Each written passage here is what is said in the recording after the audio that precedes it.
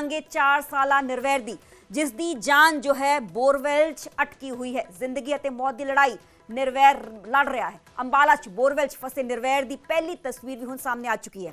सवेरे तकरीबन 6:30 बजे की पूरी घटना दसी जा रही है। दस दिए कि बोरवेल के अंदर कोई भी हिलजुल हरकत जो है वो बच्चा नहीं कर पा रहा। ये जानकारी सामने आई है क्योंकि कैमरे अंदर भेजे गए ने, ऑक्सीजन भी अंदर भेजी जा रही सी, पर इस सब दे विचाले ये जानकारी सामने आई कि बच्चा कोई भी मूवमेंट नहीं कर रहा, कोई भी हिलजुल नहीं कर रहा। एनडीआरएफ ते एसडीआरएफ दी टीमां लगातार रेस्क्यू ऑपरेशन जुटियां हुई ने। फौज के जवान भी रेस्क्यू ऑपरेशन जुटे हुए हैं। रेस्क्यू ऑपरेशन लगातार जारी है। पिंड धनेड़िया च 250 फुट डूंगे बोरवेल च निर्वैर डिग गया सी। सवेरे 6:30 बजे के करीब बोरवेल च यह बच्चा डिग्या सी। कई घंटिया तो बोरवेल च फसिया हुआ है। तो दस दे कि गुआढ़ी के खेत च ये जो बोरवेल है खुला पिया सी। खेडते हुए अचानक बोरवेल च यह निर्वैर डिग पिया। जिला प्रशासन भी मौके पर मौजूद है। तस्वीरें से तुहानूं लगातार विखा रहे हैं तो किस तरीके रेस्क्यू ऑपरेशन एनडीआरएफ दी टीमां एसडीआरएफ दी टीमां मौके पर जुटियां हुई ने। हालांकि जो बच्चा किसी तरीके की मूवमेंट नहीं कर रहा है, ये जानकारी सामने आ पाई है। 4 साला निर्वैर सिंह सवेरे 6:30 बजे तकरीबन इस बोरवेल डिग पिया सी क्योंकि बोरवेल खुला सी, बोरवेल उपरों कवर नहीं सी ते खेतां च गया सी अपने पिता दे नाल। इस दौरान पिता किसी काम च लग गए। खेडदा खेडदा अचानक ये जो मासूम बच्चा है निर्वैर सिंह जिसका नाम है, जो कि बोरवेल च जिसकी जिंदगी फसी हुई है, मौत और जिंदगी की लड़ाई ये लड़ रहा है। तो उत्थे हुण तक दस दिए कि कोई भी मूवमेंट उसके वालों हरकत जो है अंदर नहीं की जा रही। तो बोरवेल च मासूम बच्चा डिग्या है। इस तो पहला कई इंसीडेंट कई मामले इहो जे सामने आ चुके हैं, पर सब तो बड़ा सवाल ये बनता है कि जे सुप्रीम कोर्ट वालों सख्त गाइडलाइनस बोरवेल नूं लैके दित्तियां गईयां ने ते वो सख्त गाइडलाइनस क्यों नहीं फॉलो कीतियां जांदियां ने, क्यों बोरवेल जो है पुट के उत्थे बोरवेल नूं खुला कर दिता जाता है, क्यों उसको ढकिया नहीं जाता, क्यों उसके आले दुआले कोई भी बाउंड्री वॉल नहीं की जाती। इसी ते अज असीं गलबात करांगे, चर्चा करांगे। पर इस तो पहला कुछ दिन पहला होशियारपुर तो तस्वीरां सामने आईयां सी। हालांकि होशियारपुर च एक छोटा जिहा बच्चा खेडते खेडते खेत उन्हां दे घर बने हुए सी, अचानक बोरवेल च डिग गया सी। पर 9 घंटे के रेस्क्यू ऑपरेशन तो बाद इस छोटे जे मासूम नूं बचा लिया गया सी। पर हुण ये जो तस्वीरां सामने आईयां ने कैमरे दे राही, जो कि कैमरा अंदर सुटिया गया है, बच्चे का मासूम बच्चे का हाथ साफ तौर पर देखा जा सकता है। हालांकि इस बोरवेल के अंदर पानी भी है, पानी भी देखा जा सकता है, पर यह जो बच्चा है कोई भी हरकत नहीं करता होया दिखाई दे रहा है, जो कि एक चिंता का विषय भी जरूर है।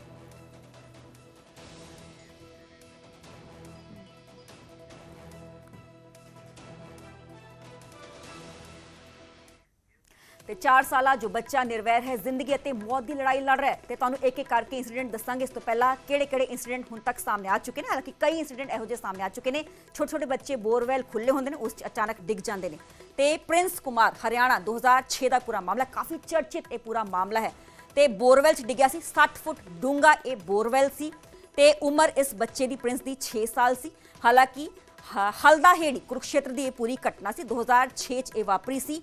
रेस्क्यू ऑपरेशन 50 घंटे चलिया सी, यानी कि 2 दिन तो भी वध ये रेस्क्यू ऑपरेशन चलिया सी, पर ऑपरेशन सफल रहा सी ते जान प्रिंस की बच गई सी। काफ़ी ज़्यादा चर्चित ये पूरा मामला सी। ते प्रिंस की किस तरीके नाल जान बच गई सी। हालांकि ये डूंगे बोरवेल च डिग्या सी, पर उसकी डूंगाई नहीं सी, 60 फुट उसकी डूंगाई जो है वो दसी जा रही। दूसरा मामला है तुहानूं दसांगे फतेहवीर सिंह 2019 का पूरा मामला है। उम्र इसकी 2 साल सी। महज 2 साल के बच्चे को कोई भी समझ नहीं होती है। पिंड भगवानपुर संगरूर का पूरा मामला सी, जिस सब के चलते रेस्क्यू ऑपरेशन 100 घंटे तक चलिया, पर इस बच्चे की जान नहीं बचाई जा सकी सी। 100 घंटे तो वध ऑपरेशन चलिया, इस बच्चे ने बोरवेल के अंदर ही दम तोड़ दिता सी। 100 घंटे तो ज़्यादा उम्र महज 2 साल जो है इसकी दसी गई सी। हालांकि इस तो पहला प्रिंस का ऑपरेशन चलिया सी, वो सफल रहा 60 घंटे, पर इस जो बच्चा है 2 साल जिसकी उम्र है, हालांकि इस बच्चे की जान चली गई सी। मैं अगला ग्राफिक अपनी टीम को कहांगी वो भी दिखान। तो गुरकरण सिंह पंजाब 2026 का पूरा मामला है, जो उम्र इसकी 4 साल सी। चक समाणा होशियारपुर का पूरा मामला है। रेस्क्यू ऑपरेशन चलिया सी 9 घंटे, ओवरनाइट ये रेस्क्यू ऑपरेशन चलिया सी, पर सही सलामत इस बच्चे नूं जो बाहर है वो कढ़ लिया गया सी। ते नैक्सट असीं तुहानूं दसांगे गुड़गांव का पूरा मामला है। माही उपाध्याय 2012 का पूरा मामला है। उम्र इस बच्चे की 5 साल सी। ते गुड़गांव च पूरा हादसा वापरा सी, बोरवेल च बच्चे डिग्या सी। ते जो रेस्क्यू ऑपरेशन है 86 घंटे रेस्क्यू ऑपरेशन चलिया सी, पर इस बच्चे की जान नूं भी नहीं बचाया ਜਾ ਸਕਿਆ ਸੀ। ਪਰ ਹੁਣ ਇਸ ਦੇ ਬਾਵਜੂਦ ਵੀ ਅਸੀਂ ਕਹਿ ਸਕਦੇ ਹਾਂ ਕਿ ਲੋਕ ਇਹਨਾਂ ਵੱਡੀਆਂ ਘਟਨਾਵਾਂ ਤੋਂ ਸਬਕ ਨਹੀਂ ਲੈਂਦੇ ਨੇ, ਕਿਸ ਤਰੀਕੇ ਨਾਲ ਬੋਰਵੈਲ ਖੁੱਲੇ ਹੀ ਛੱਡ ਦਿੰਦੇ ਨੇ। ਹਾਲਾਂਕਿ ਸੁਪਰੀਮ ਕੋਰਟ ਦੀਆਂ ਸਖਤ ਗਾਈਡਲਾਈਨਸ ਨੇ ਕਿ ਇਹਨਾਂ ਜੋ ਬੋਰਵੈਲਸ ਨੇ ਉਹਨਾਂ ਨੂੰ ਟੱਕਿਆ ਜਾਏ ਜਾਂ ਇਹਨਾਂ ਦੇ ਆਲੇ ਦੁਆਲੇ ਬਾਉਂਡਰੀ ਵਾਲ ਜ਼ਰੂਰ ਹੋਣੀ ਚਾਹੀਦੀ ਹੈ। ਮੇਰੇ ਨਾਲ ਮੇਰੇ ਸਹਿਯੋਗੀ ਮਨੋਜ ਰਾਠੀ ਲਾਈਵ ਜੋ ਨੇ। मनोज, तो जानकारी चाहेंगे जो रेस्क्यू ऑपरेशन है कितों तक पहुंचे। हालांकि तस्वीर सामने आ चुकी है, बच्चा कोई भी हरकत मूवमेंट नहीं कर रहा। एनडीआरएफ की टीमा, एसडीआरएफ की टीमा, प्रशासन हुण की कह रहा है? देखो सरबजोत, क्योंकि सवेरे 7 बजे तो लैके हुण दा जेकर समा 5 बज चुके हैं, 10 घंटे तो भी ज्यादा का समा हो चलिया, लेकिन हजे कोई सफलता ज्यादा हासिल नहीं हुई है और चैलेंजिंग बहुत ज्यादा है एनडीआरएफ की। मेरे पीछे तुसी देखो कि लगातार एनडीआरएफ की जी टीमां ने, प्रशासन की जी टीमां ने, वो लगातार ये काम कर रही है और सवेर तो ही ऑपरेशन जिहड़ा है वो जारी है। देखो जिहड़े अधिकारी है उहदे नाल गलबात जिहड़ी कर रहे सीगे जिहड़े एनडीआरएफ दे हैं, उन्होंने वालों जी जानकारी दी गई सी कि कोई रिस्पॉन्स जिहड़ा हैगा वो बच्चे का नहीं देखने को मिल रहा, क्योंकि ये प्रॉब्लम यह है जिदा तुसी भी जिक्र किया, कई तुसी जिहड़े हैगे इहदे विच जिहड़ी हैगी वो दित्ती गई है।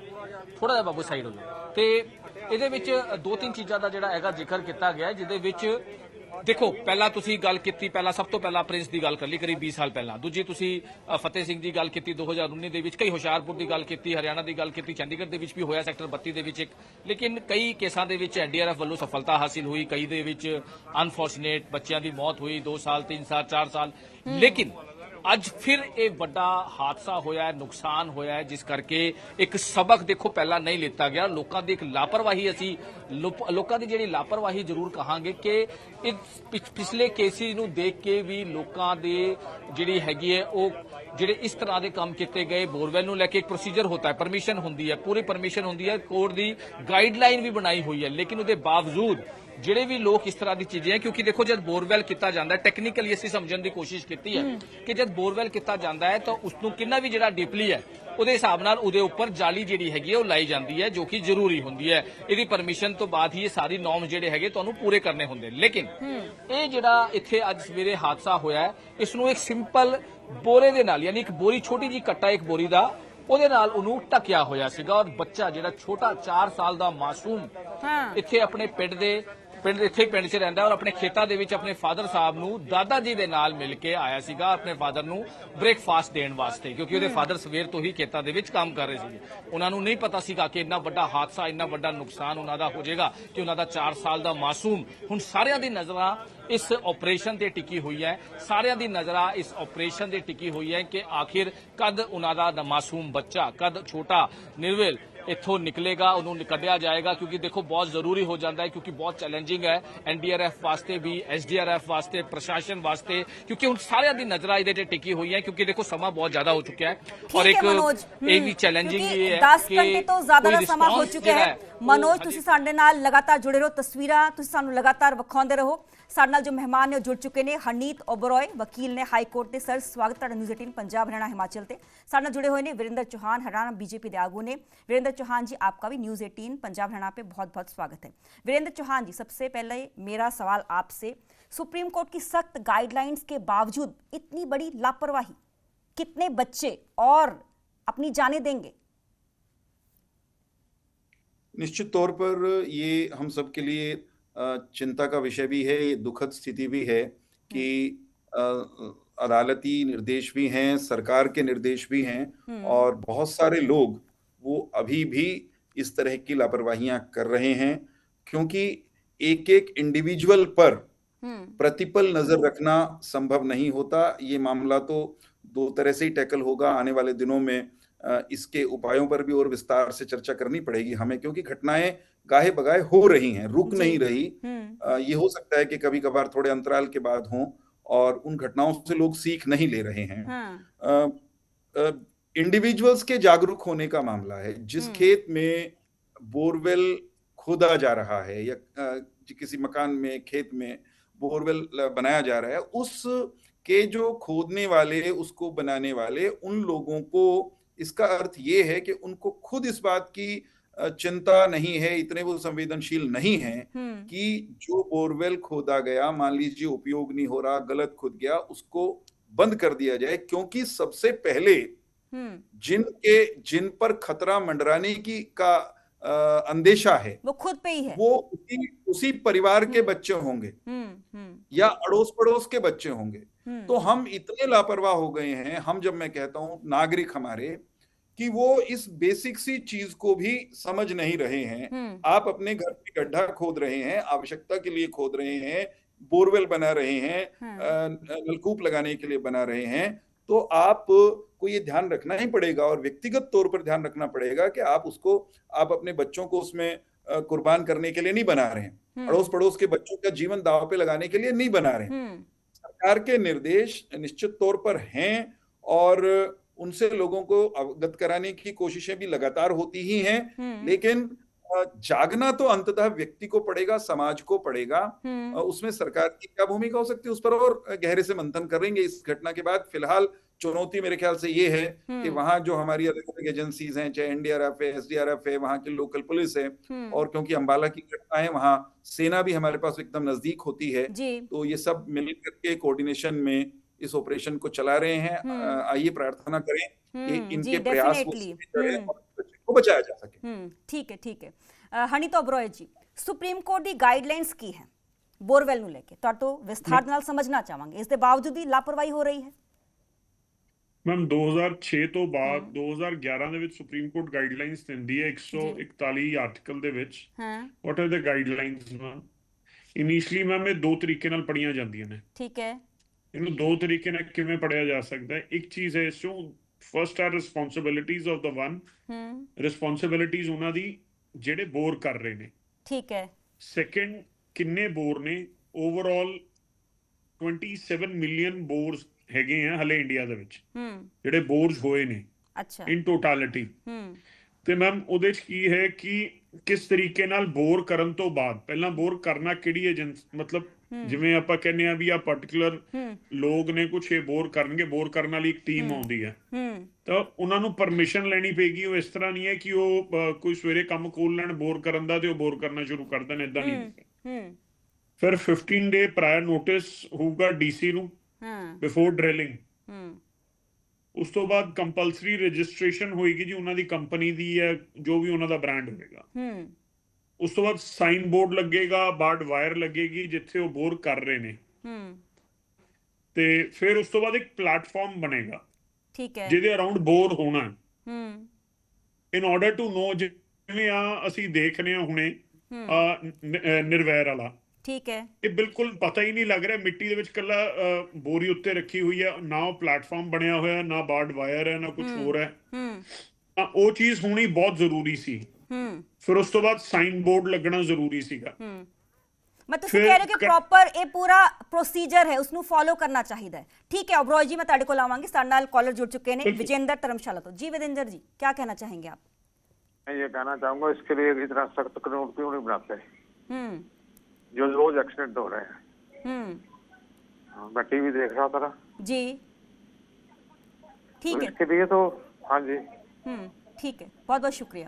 ओबरॉय जी, विजेंद्र जी कह रहे हैं कि सख्त कानून क्यों नहीं बनाए जा रहे, क्योंकि लगातार लोग सबक ले ही नहीं रहे, कि होर सख्ताई दी लोड़ है। नहीं मैम, सख्त कानून तो है ही है, पर फॉलो नहीं ना हो रहे। मैम 304 ਦਾ ਪਰਚਾ ਹੋ ਜਾਊਗਾ ਜੀ ਬੰਦੇ ਤੇ। ਮੈਮ ਫੋਲੋ ਤਾਂ ਦੇਖੋ ਜੀ, ਗੱਲ ਇਸ ਤਰ੍ਹਾਂ ਹੈ, ਫੋਲੋ ਤਾਂ ਹੋਊਗਾ ਜਦ ਤੱਕ ਇੱਕ ਅੱਧਾ ਟੰਗਿਆ ਜਾਊਗਾ। ਉਹ ਪੰਜਾਬੀ ਚ ਕਹਿੰਦੇ ਇੱਕ ਬਿੱਲੀ ਮਾਰ ਕੇ ਟੰਗਣੀ ਪੈਣੀ ਹੈ। ਮਿਸਾਲੀ ਸਜ਼ਾ ਦੇਣੀ ਚਾਹੀਦੀ ਹੈ। ਲੋਕੀ ਡਰਨਗੇ ਤਾਂ ਹੀ ਜੇ ਪਰਚਾ ਹੋ ਕੇ, ਬਿਲਕੁਲ ਦੇ ਸ਼ੁੱਡ ਬੀ ਪਨਿਸ਼ਡ ਇਮੀਡੀਏਟਲੀ। ਇਹਨਾਂ ਨੂੰ ਇਹਨਾਂ ਦੀ ਉਸੇ ਟਾਈਮ 304 ਚ ਪਰਚਾ ਦਿਓ, ਚਾਹੇ ਸਕੇ ਰਿਸ਼ਤੇਦਾਰ ਦੇ ਦੇ ਰਹੇ ਹੋ। ਠੀਕ ਹੈ, ਠੀਕ ਹੈ। ਸਾਡਾ ਇੱਕ ਹੋਰ ਕਾਲਰ ਜੁੜੇ ਨੇ। 304 ਦਾ ਪਰਚਾ ਹੈ ਜੀ, ਤੁਸੀਂ ਗੱਲ ਕੰਪਲੀਟ ਕਰ ਲਓ।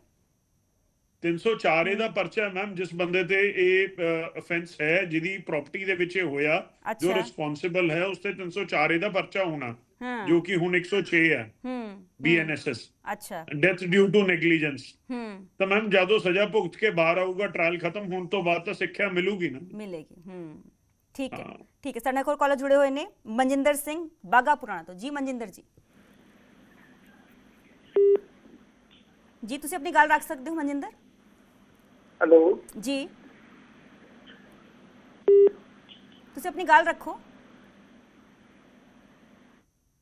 चलो, संपर्क साड़ा टूट गया। वीरेंद्र चौहान जी, जवाबदेही किसकी बनती है? चौहान जी, आप मुझे सुन पा रहे हैं चौहान जी?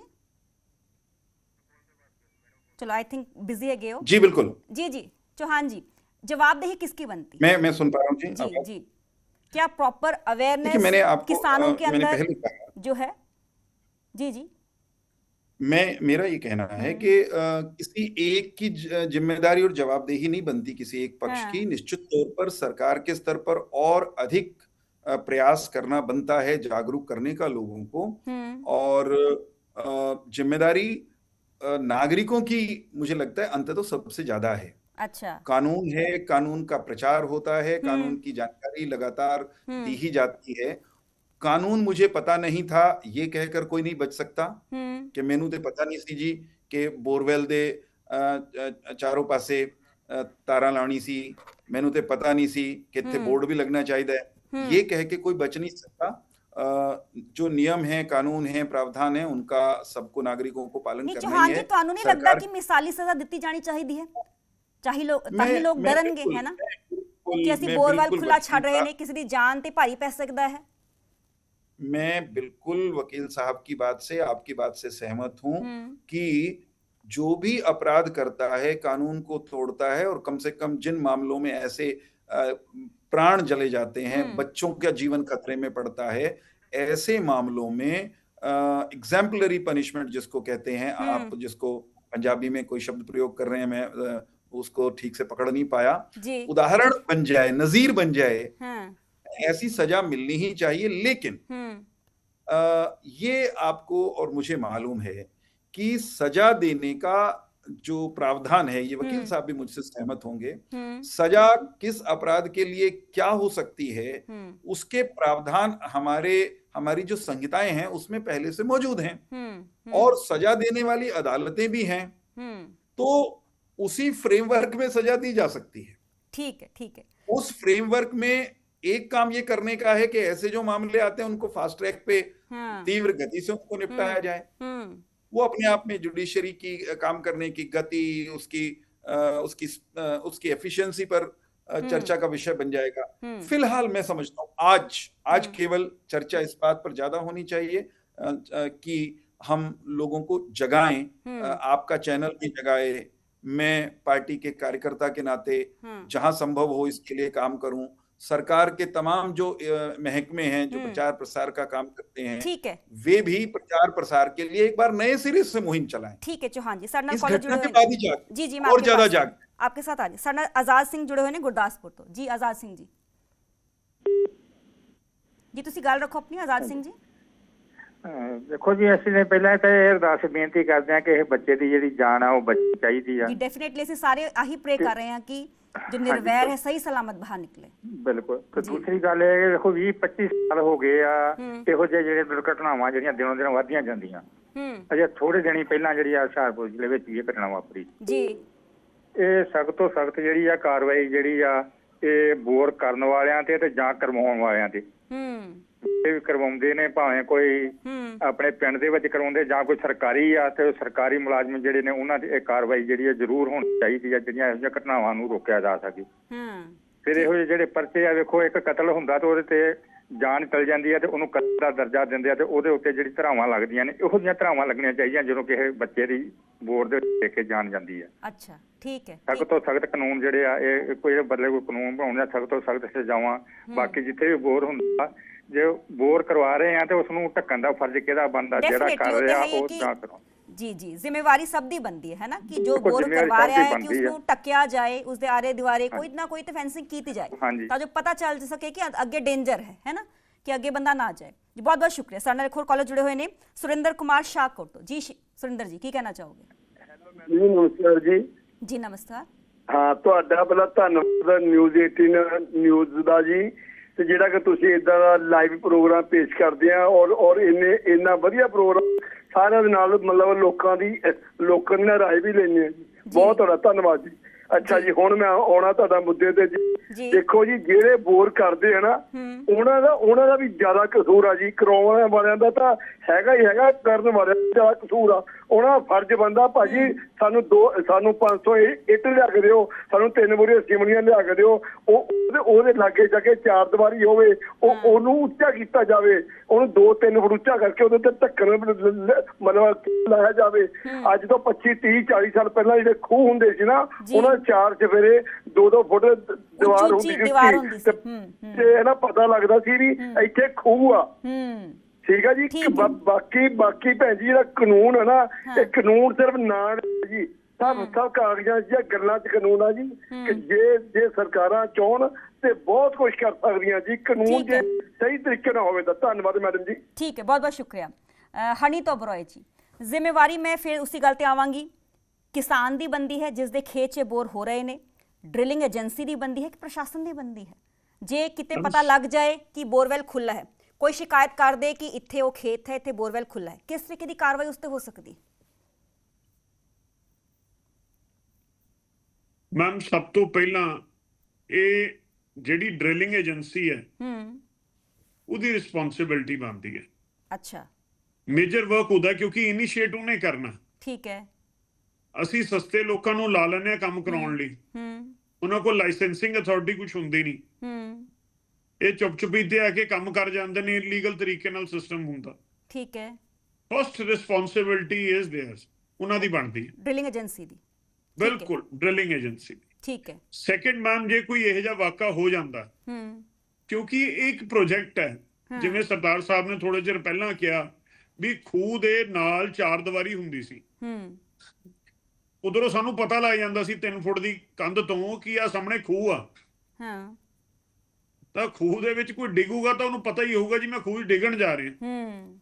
ਬੋਰ ਦੇ ਵਿੱਚ ਤਾਂ ਅਨਇੰਟੈਂਸ਼ਨਲੀ ਕੋਈ ਬੱਚਾ ਗਿਰੇਗਾ ਜੀ।